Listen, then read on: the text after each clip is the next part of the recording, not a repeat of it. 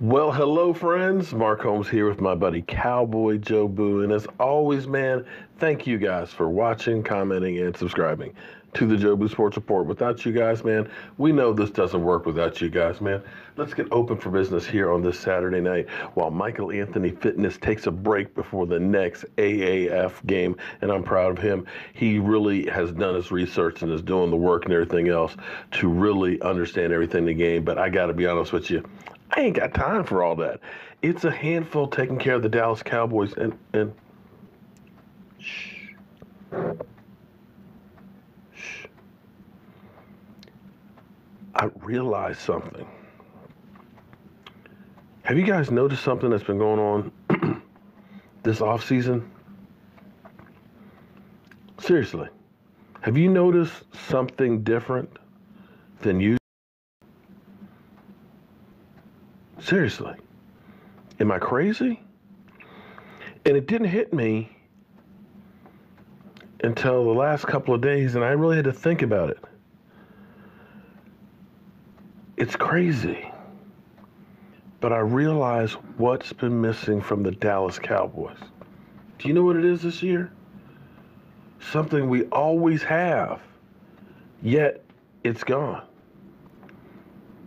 And I'm not sure how I feel about it. We have not had what's typical for the Dallas Cowboys. We have not had the off-season drama. Think about it. Last year, it was the whole Dez Bryant situation. Dez was going to stay. Dez was going to go.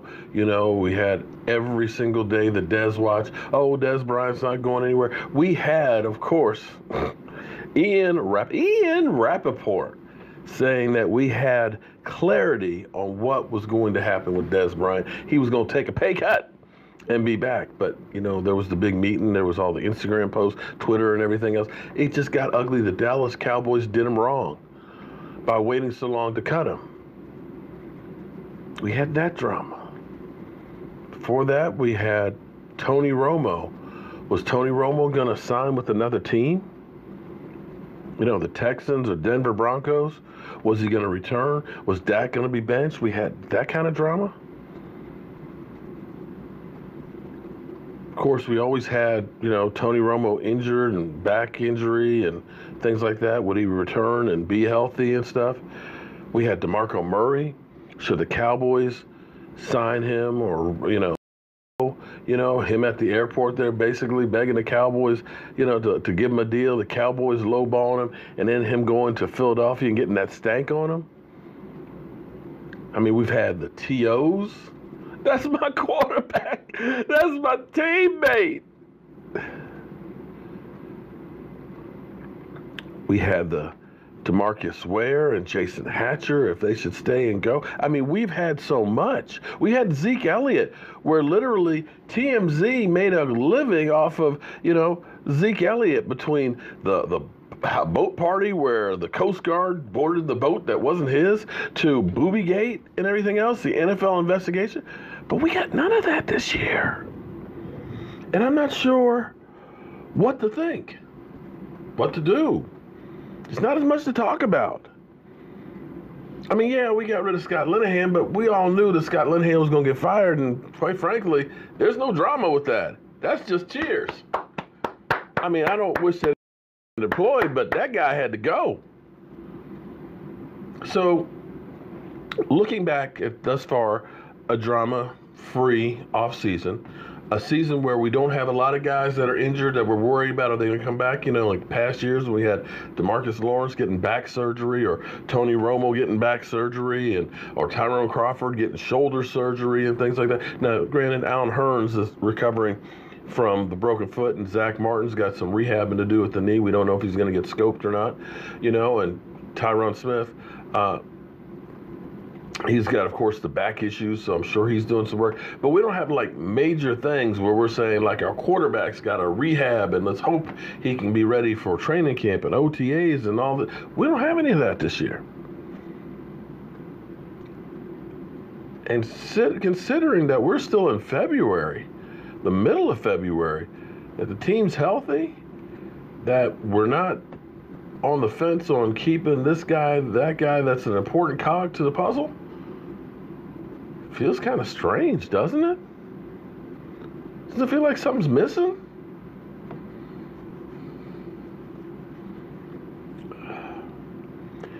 But here we are, a year later. And at the time, it divided Dallas Cowboys on Dez Bryant situation. Yay. Mr. Mythbuster himself. Okoye, please don't do it. Listen, I'm not trying to start no shit. Okay? You don't need to do a video slamming me or anything. I'm just saying, you ended up coming through with a video about Dez Bryant's not guilty and said it was all Dak Prescott. Or basically, Dak is a garbage quarterback. And I know for a while there in the season, you were done with Dak, and I'm not sure how you feel about Dak Prescott right now. The question is looking back as an armchair quarterback like we all are, did the Dallas Cowboys do the right thing by letting him go? I mean, this is revisionist history. But is the team better off that Dez Bryant is done and Amari Cooper is here giving up a first-round draft pick? And the question you have to ask is, why did that not work with Dez Bryant? And Bryant was a dynamic wide receiver. Dez Bryant was a passionate player. I actually miss Dez Bryant's passion on the field and stuff as a guy that's there motivating. Amari Cooper is totally different. Amari Cooper is very low-key. He reminds me, I'm so old, you guys won't know this reference, but there was some comedy show years ago where they would always ask the producer or whatever, was that good? Was that good? And he would always say, he would never smile. It was a comedy thing. He would never smile, and he'd say, yeah, it's great. Gets me right here. That's Amari Cooper. Amari Cooper is about as low-key as it can be. The only time I actually saw Amari Cooper happy was after that Philadelphia Eagle game where he threw Linehan under the bus and basically said, we're in a huddle. And I'm like, Dak, we can't keep doing the stop route, man. They're squat. It's garbage. Let's go with the go route deep. Dak like, man, do what's called, man. Do what is called. Come on, Dak.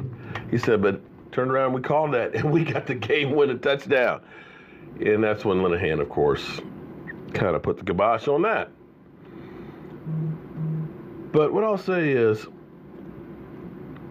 sometimes people just click. I mean, it's like being in a relationship. Sometimes you just don't work out, and it's just not meant to be.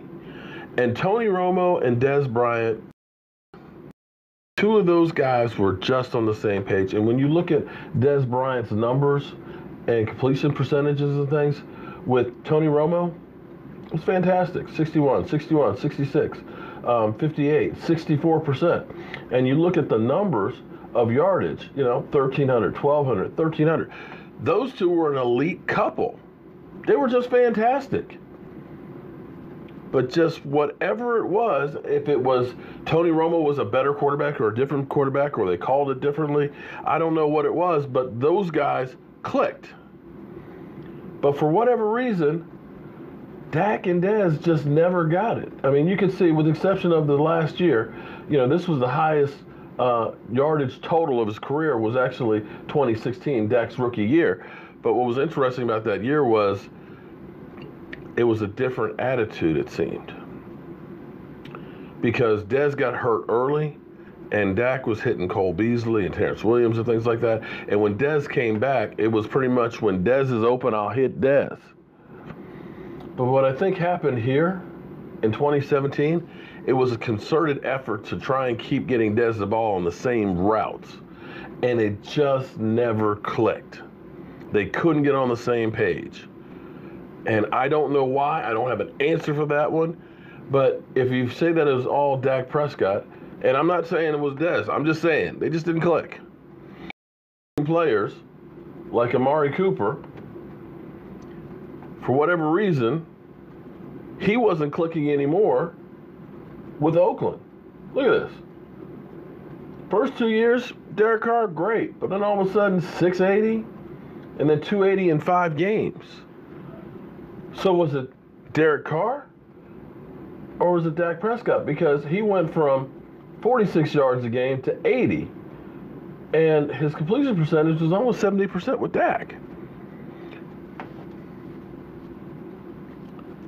And it seems like when he talks about being ordained, that this marriage with the Cowboys, that this is the new power couple for the Dallas Cowboys. You know, you had Romo and Dez. You had Troy Aikman and Michael Irvin. Okay? You had Roger and Drew Pearson. Maybe this will end up being the wide receiver and quarterback combination that we've seen in past history. The twins, so to speak. And Zeke Elliott makes them the triplets. I don't know. But I'm curious to see, and that's where I want you guys to comment and let me know. Looking back on Dez Bryant, did we make the right move? We did it the wrong way, I will say that much. Having him wait for so long, basically losing out opportunities to get on with the team and being able to work out through training camp. The Cowboys were wrong in that. But did they make the right move by saying it's time to move on? Now, in reality, it's going to end up being that Amari Cooper's contract is probably going to cost about as much as Dez Bryant's $16 million a year did as well.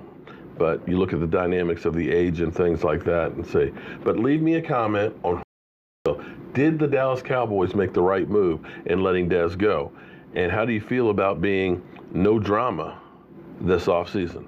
I'm Mark Holmes, and I'm going to be checking out some of the American Alliance, or the Alliance American Football, in a little bit. I'll see you soon.